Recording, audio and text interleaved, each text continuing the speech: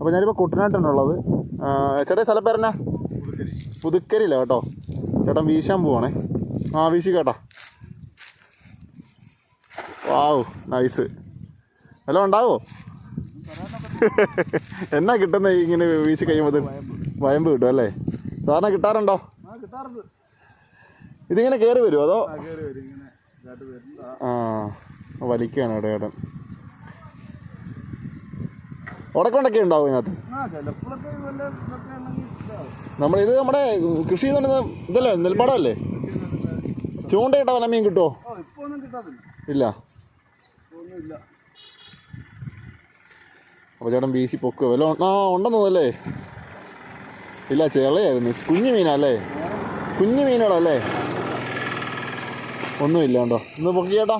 അവിടെയൊക്കെ ആയിട്ട് വട്ടക്കാളി ഉണ്ടെന്ന് തോന്നുന്നു.